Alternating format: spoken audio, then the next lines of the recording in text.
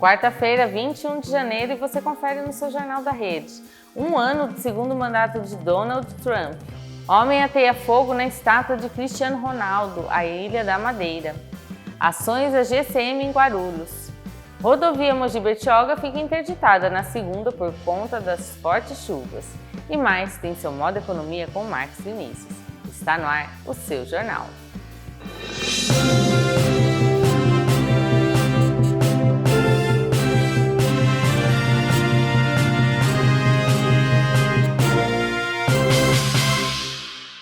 Segundo mandato de Donald Trump completou exatamente um ano ontem. O período foi marcado por uma postura de presidente do mundo, com decisões que impactaram a economia global e redefiniram alianças militares. Dentro dos Estados Unidos, o ano foi de ofensiva total contra a imigração irregular, com mais de 600 mil deportações e uso de 20 mil agentes do ICE em caçadas que geraram protestos violentos. Na economia, o tarifaço global impôs taxas de até 50% a 185 países. O Brasil chegou a sofrer com essas alíquotas, mas conseguiram uma reaproximação diplomática após a reunião entre Lula e Trump no fim do ano passado.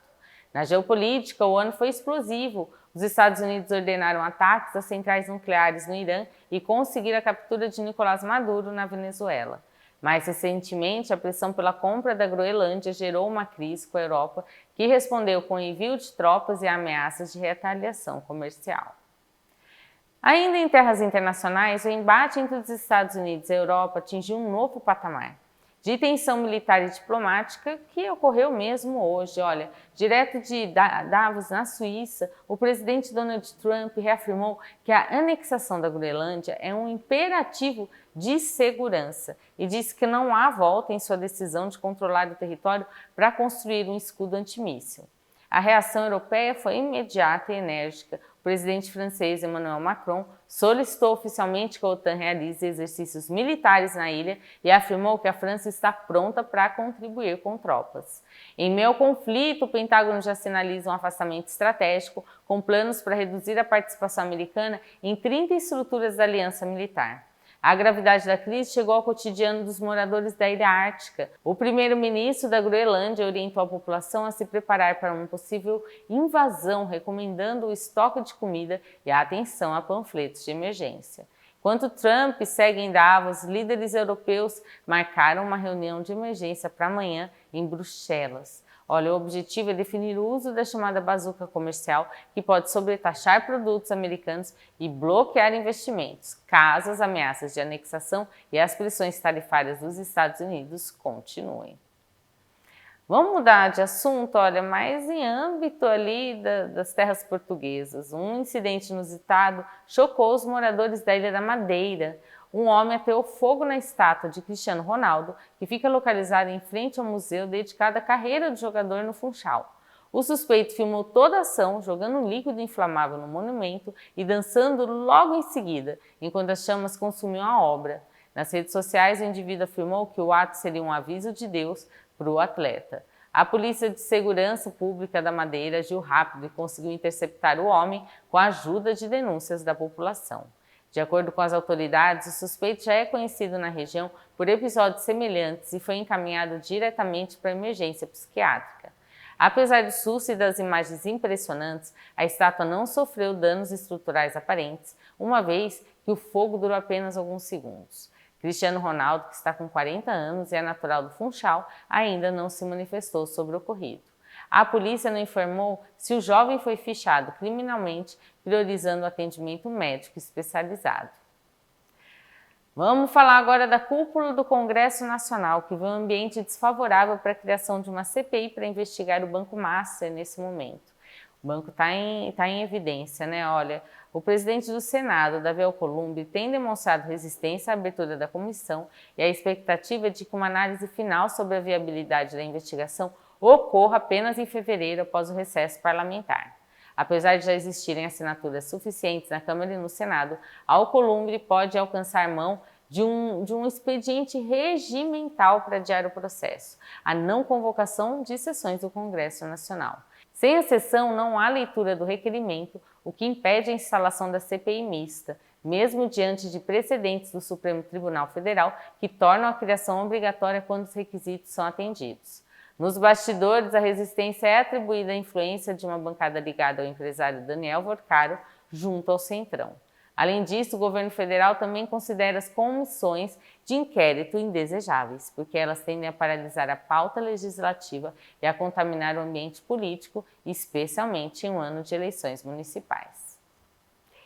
Vamos falar do Ministério da Educação agora. Ele anunciou punições rigorosas para 107 cursos de medicina que tiveram um desempenho ruim no ENAMED, o novo exame nacional de avaliação da categoria. De acordo com o balanço, 30% das 351 faculdades, gente, é muito, ficaram nas faixas 1 e 2, consideradas insatisfatórias pelo INEP. As punições são graduais, mais severas. 24 cursos tiveram nota 1 e estão com o ingresso de novos estudantes já suspenso. Já as instituições com nota 2 deverão reduzir o número de vagas em até 50%. Além disso, todas as faculdades mal avaliadas perdem o direito de participar do FIES e de outros programas de financiamento do governo federal. Os dados revelam que as piores notas estão nas universidades municipais e privadas com fins lucrativos, enquanto os federais e estaduais lideram um ranking de qualidade. O ministro da Educação, Camilo Santana, afirmou que as instituições terão um prazo para apresentar defesa, mas destacou que o monitoramento é essencial para garantir que os futuros médicos tenham o conhecimento necessário para atender o público. Vamos vir para a região do Alto Tietê. A GCM de Guarulhos tirou de circulação 2,6 kg de drogas em operações realizadas na segunda. No bairro Cocaia, agentes da Romu prenderam um homem na rua João Rossi com quase 500 embalagens de cocaína e mais de 300 de maconha. A tecnologia também foi aliada na segurança pública no Jardim Leblon. Com o apoio das imagens da Central de Segurança Integrada, as equipes conseguiram surpreender outro traficante na rua Araci com 300 gramas de entorpecentes. Os dois envolvidos foram levados para a delegacia e respondem por tráfico de drogas. Além das prisões, a GCM recuperou um veículo furtado no Jardim Vila Galvão. Um Fiat Uno cinza foi localizado na rua Armando Endres e, após a verificação no sistema, o carro foi devolvido ao dono. As ações fazem parte aí do trabalho constante da Guarda para reforçar o combate ao crime e proteger o patrimônio dos moradores.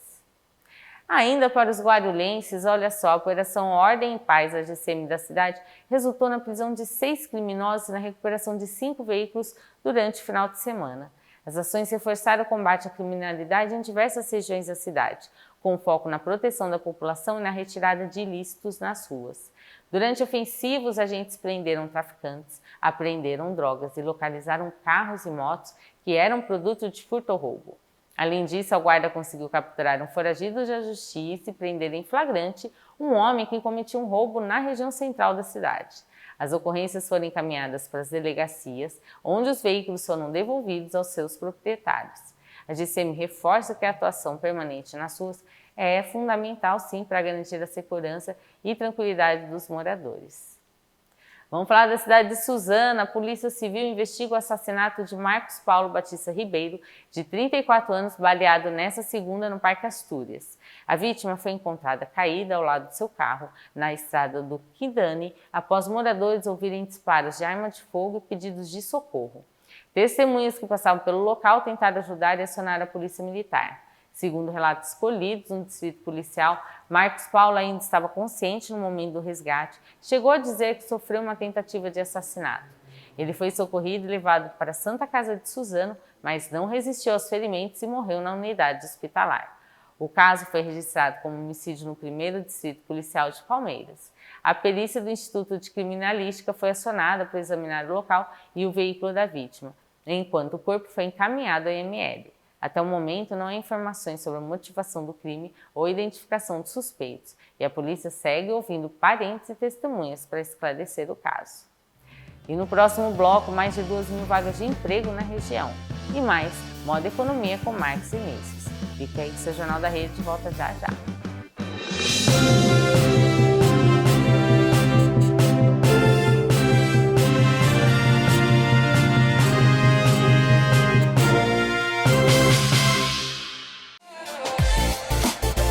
A Às vezes você fica pensando, meu Deus, está faltando alguma coisa para minha empresa alavancar. Eu sei o que é. É o outdoor digital. Que tal o painel da Baruel? Exatamente isso. O painel da Baruel fica na Baruel, uma rua central aqui de Suzano, onde você tem toda a infraestrutura de comércio, ponto de ônibus, semáforo, pessoas indo e voltando, passam de carro, de ônibus. Então, com certeza, a sua empresa terá visibilidade. E olha, são 2.000 vezes por mês que você vai aparecer. E é isso que está faltando, eu tenho certeza. E os preços são acessíveis. Mostre a sua empresa. É isso aí, Outdoor Digital Painel da Baruel.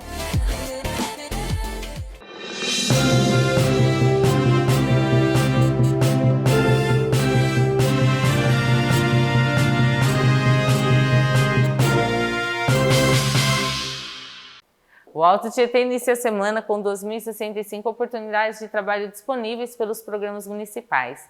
As vagas estão distribuídas entre Mogi, Suzano, Itaquá, Guararema e Arujá. As colocações abrangem diversas áreas de atuação e níveis de escolaridade, com opções de candidatura online e presencial. Em Mogi, são 673 oportunidades pelo Mogi Conecta, enquanto Suzano oferece 478 vagas através dos centros. Em Itaquá, o programa Itaquá Mais Emprego lidera a oferta com 854 vagas.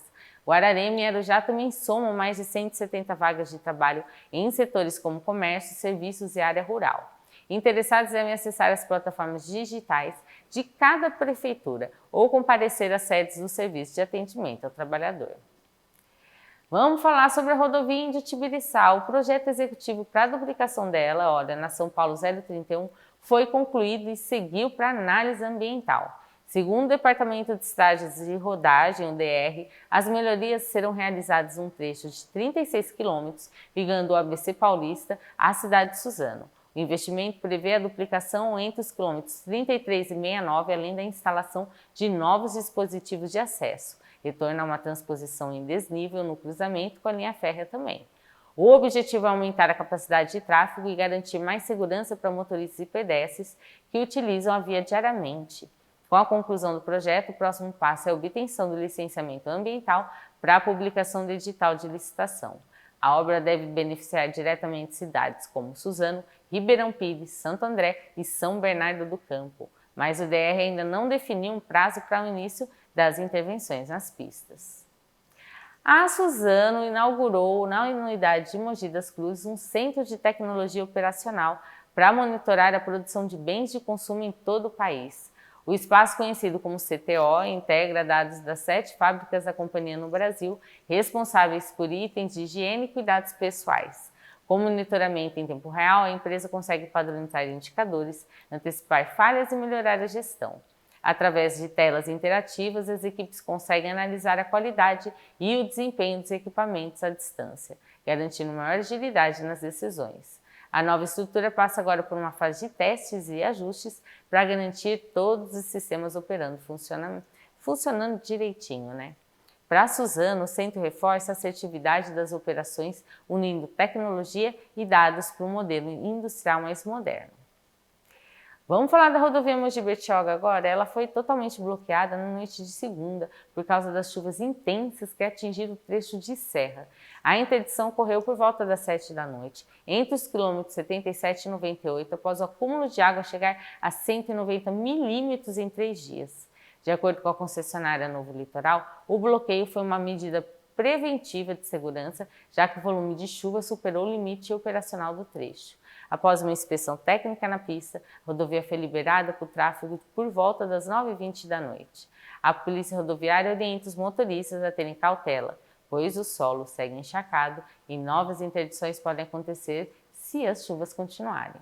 Com rota alternativa, o sistema enchente imigrante segue à disposição de quem precisa acessar o litoral com mais segurança. Falando de chuva, vamos para a previsão do tempo. Olha, hoje o dia amanheceu nublado com temperaturas amenas. À tarde o tempo se manteve nublado e sem chuva. Vamos ver como fica o tempo para amanhã. Em Guarulhos, o dia amanhece com chuva fraca em diversos pontos da cidade. À tarde as temperaturas se mantêm amenas e temos mais possibilidade de chuva, mínima de 15 graus e máxima de 22. E o cenário se mantém também na cidade de Mogi das Cruzes, com mínima de 15 e máxima de 22 graus. No Modo Economia de hoje, Marcos Vinícius traz dicas sobre dívidas e seus riscos. Marcos Vinícius, a palavra é sua.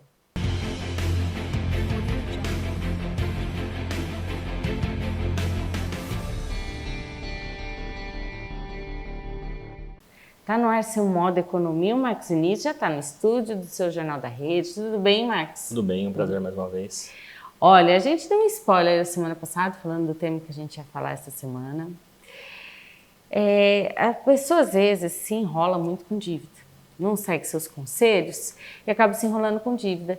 E em vez de procurar, às vezes não tem nem crédito para pegar no banco, alguma coisa, está com o nome muito restrito e acaba indo para meios mais escusos, assim, pegando... Uma coisa é você pegar dinheiro com o seu pai, com a sua mãe, com o seu irmão, com o seu filho, mas não, às vezes pega dinheiro até com o que a gente chama de agiota. Procura outros locais ali que não são, na verdade, não são legais, né? Se for olhar. O quanto a pessoa está se arriscando pegando esse tipo de dinheiro? Vale a pena? Não vale a pena. Primeiro, é crime no Brasil. Sim. Os juros são extremamente abusivos. Então, vai ter juros por dia, por semana ou por mês, que são altíssimos. Maior do que de cartão? Muito mais. Nossa. Vai pegar uma média aí, vai 20%, 30% ao mês aí de juros. Nossa. E o que acontece, que eu acabo vendo em alguns casos de pessoas que chegam pra gente, a pessoa chegou num nível de não conseguir tomar crédito e de só tomando ações ruins, que ela vê como uma alternativa mais rápida de resolver, só que ela não está olhando para frente. Tá. Ela está olhando hoje. Ela vai e pega, que parece fácil, pega o dinheiro, acha que vai resolver, não resolve e aí ela acaba virando refém dos juros. Tá. Que é onde, para quem está emprestando, é um ótimo negócio, né? Mas para a pessoa ela vira refém, literalmente. Já vi casos de pessoas que veio com a gente que os juros foram crescendo tanto que tem um percentual muito relevante do orçamento. E isso só vai virando uma bola de neve. Então, isso começa a afetar psicológico, aí começa a afetar produtividade, relações. Então, além do estresse financeiro, tem essa parte psicológica e da saúde que acaba afetando também. E outra coisa, a gente falou há uns temas atrás sobre negociação de dívida, do Serasa, tudo. Isso vale para quando você pega em locais legais, como bancos, né? Tá devendo em uma loja, algum financiamento, tudo que você consegue abater. Esse tipo de dinheiro que você pega, você não tem nenhum respaldo, né? Não, para você ter uma ideia do que pode acontecer, a pessoa está ali no problema, se ela não buscar a ajuda de um profissional, se ela não olhar com calma, ela sair da caixinha do problema que ela está e olhar de fora, acaba acontecendo de você ir tomando tanto que você aliena um imóvel. Hoje a gente tem um caso com a gente que foi alienado um imóvel para cobrir uma dívida. Olha o ponto que chega. Então tem que tomar muito cuidado com isso e, como você falou muito bem, você não vai conseguir negociar com essas pessoas. Então, antes de você pegar, pensa 3 vezes. Existe o que chama de regra dos 3 dias, antes de você fazer uma ação de compra ali. Então, da mesma forma, antes de você pegar esse dinheiro, seja um empréstimo no banco, mas principalmente desse dinheiro que é o que a gente está falando agora, espera 3 dias, analisa com calma, entende o que dá e o que não dá para fazer, quais são os prós e contras de você não pagar essa conta. O que vai acontecer? Putz, você vai sujar o seu nome. É ruim, você tem vários pontos negativos disso. Só que é melhor você esperar, você tentar aumentar a renda, você se organizar, esperar, como rolou em novembro, o feirão do Serasa, e você tentar negociar, ir na instituição, do que você entra nesse empréstimo como uma solução e isso vira um problema que vai te acompanhar por muito tempo até você realmente pagar, porque você paga, você vai ter que pagar do mesmo jeito, não tem muito para onde correr. E nesse caso, às vezes, existem pessoas que até têm problemas assim, de ameaças, né? Então, assim, compromete a vida da pessoa e da família. E deixa o pessoal de casa dizer, mas eu tô com uma dívida, meu cartão, tudo, juros está alto. compensa se às vezes deixar os juros que está rolando da dívida, do cartão, do financiamento que você está fazendo, então, do que chegar a pegar esse dinheiro. Não, é contra-intuitivo, mas é entender realmente esses prós e contras e ninguém gosta de ter o nome sujo, de ser cobrado, mas é você avaliar. É melhor você estar sendo cobrado por uma instituição que você vai conseguir ter abertura para negociar e de repente negociar dentro do que você pode pagar efetivamente, do que você entrar nesse caminho que parece fácil e aí é onde você vai virando refém disso e aí começa a ter todos os outros problemas, risco à integridade física, família e tudo mais, porque ou você paga, infelizmente. Nós vimos ao longo do ano, e até que você falou da divulgação aí do Feirão de Serasa, existem alguns amparos, até o governo vem colaborando para ajudar nessa parte da negociação. Espera um pouco. A gente sempre preza pelo nosso nome, né? Mas espera, não se envolve com esse tipo de dinheiro que vem, que é criminoso, não vai te dar um respaldo. Vai ter negociação de dívida, você não vai conseguir renegociar a sua dívida abaixando juros, muito pelo contrário, e não vale a pena. Às vezes é um risco que afeta não só a sua integridade física ali e suas finanças, mas também seu psicológico, né? Com certeza, e aí o psicológico abalado, você tende a tomar piores decisões e isso só virando uma bola de neve negativa. Então, em resumo, se está realmente numa situação muito insustentável, você não sabe o que fazer, não vê alternativa, procura um profissional. Procura ali um consultor, um planejador para te orientar, porque é melhor você mostrar para ele o problema e ele te orientar do que você fazer e depois procurar ajuda, que ele não vai ter muito o que fazer. Às vezes um terceiro, né, a pessoa que está fora do problema pode te dar uma palavra ali que você vai falar, tá, vou esperar um pouquinho, Exato. dar um norte aí para a pessoa. Marcos Início, a gente veio com esse tema, né? Porque principalmente final de ano, tudo, o pessoal às vezes acaba contraindo mais dívida e recorrendo a alguns recursos ali. Uma coisa que você deve às vezes para o pai, para a mãe, que você pediu um dinheirinho. Não acho normal ficar pegando dinheiro assim. Mas não...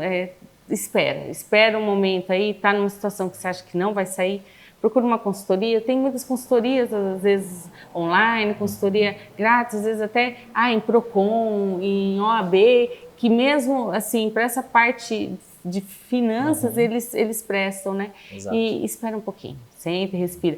3 dias, né? Exato. Vale a pena. Olha com calma para evitar problemas lá na frente. Isso. Semana que vem você está de volta aí com um outro tema aí muito especial para o pessoal de casa.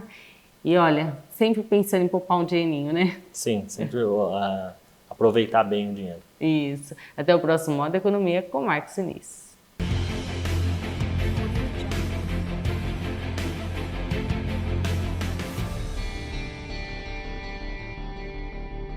E no próximo bloco, manutenção emergencial da Sabesp deixa mais de 80 bairros sem água em Ferraz. E mais, você lembra dos orelhões? Não? Eles estão com os dias contados no Brasil. Mas é já após os comerciais.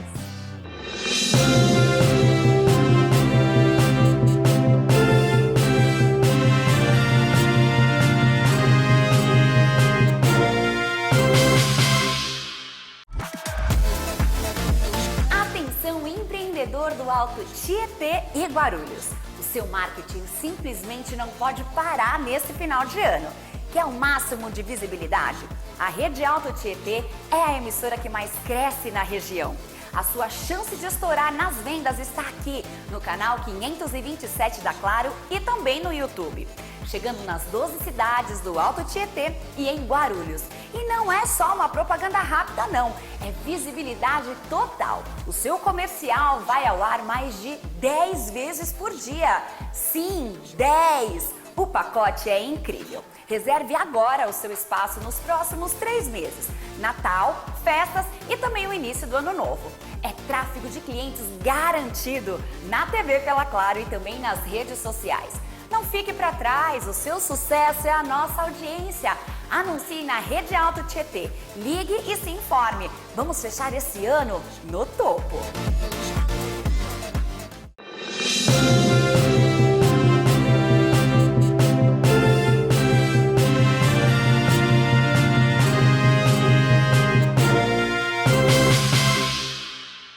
Uma manutenção emergencial da Sabesp deixou mais de 80 bairros de Ferraz de Vasconcelos sem água ontem. A interrupção afeta diversas regiões da cidade e a companhia recomenda que os moradores economizem o consumo até a normalização total do serviço. De acordo com a Sabesp, o abastecimento deve ser restabelecido de forma gradual, com previsão de voltar ao normal até quarta-feira. Os imóveis que possuem caixa d'água por pelo menos um dia de consumo devem sentir menos a falta do produto nas torneiras. O órgão reforça a importância de evitar o desperdício durante o período de reparo. Em caso de dúvidas, a população pode entrar em contato com a Sabesp pelos canais digitais ou pelo telefone de emergência. Vamos falar da cidade de Itaquaquecetuba. A prefeitura começou o ano com a liberação de 2,3 milhões de reais para o setor cultural. O recurso da Política Nacional Aldir Blanc vai fortalecer projetos, editais e a geração de emprego para os artistas da cidade esse ano. Diversas áreas serão contempladas, desde festivais e artes visuais até a produção de games e curtas-metragens. Além do investimento direto, a Secretaria de Cultura mantém também uma capacitação para que os trabalhadores do setor saibam como elaborar projetos e captar esses recursos. Os novos editais devem ser lançados em breve. Já na cidade de Poá, ela está sendo beneficiada com ações de limpeza e revitalização dos córregos Itaim e Tanquinho, por meio do programa Rio Vivo. A iniciativa do governo do estado, coordenada pela SP Águas, tem foco na melhoria da qualidade de água e no combate às enchentes. A expectativa é que sejam retirados mais de 4 mil metros cúbicos de sedimentos até o final de fevereiro. No córrego Itaim, na região de Vila Perracini, os trabalhos já estão em andamento, com a previsão de remoção de mais de 3 mil metros cúbicos de material. Já no córrego Tanquinho, as intervenções começam no final de janeiro. Além disso, o Rio Guaió vai receber limpeza no trecho da divisa entre Poá e Suzano, beneficiando as duas cidades com retirada de 4 mil metros cúbicos de sedimentos. A Prefeitura destacou que essas obras, em parceria com o Estado, são fundamentais para avançar em soluções que impactam diretamente a vida da população. A zeladoria também mantém ali o reforço na limpeza completa do piscinão da Vila Romana, que voltou a operar com capacidade máxima após a retirada de 500 caminhões de lodo. Vamos falar agora do ano de 2026, marcando o fim de uma era nas ruas brasileiras. A Anatel começou nesse mês de janeiro a retirada definitiva dos famosos orelhões em todo o país, após o fim das concessões de telefonia fixa. Ao todo, restam apenas 38 mil aparelhos no território nacional, um número muito inferior aos 202 mil que existiam há 6 anos atrás. Na região do Alto Tietê ainda estão espalhados 775. Mogi das Cruzes lidera o ranking regional com o maior número de cabines, enquanto Salesópolis é a cidade com a menor quantidade, contando com apenas 14 unidades. Os telefones públicos só serão mantidos até 2028 em localidades onde não existe sinal de celular disponível. Além de fazer parte da memória afetiva do brasileiro, o orelhão é um ícone do design nacional criado pela arquiteta Chumin Silveira em 1971. Com a desativação, a Anatel determinou que os operadores direcionem esses recursos para investimentos em banda larga e telefonia móvel, tecnologia que hoje domina a comunicação no país. Você viu que seu Jornal da Rede está com entrada nova, uma vinheta diferente. O Rede Alto Tietê News dá lugar ao Jornal da Rede, um nome mais impactante que combina muito com a nossa Rede Alto Tietê. Amanhã nós temos mais notícias, sempre deixando você antenado no seu jornal, na sua revista eletrônica da região do Alto Tietê e Guarulhos. Te espero!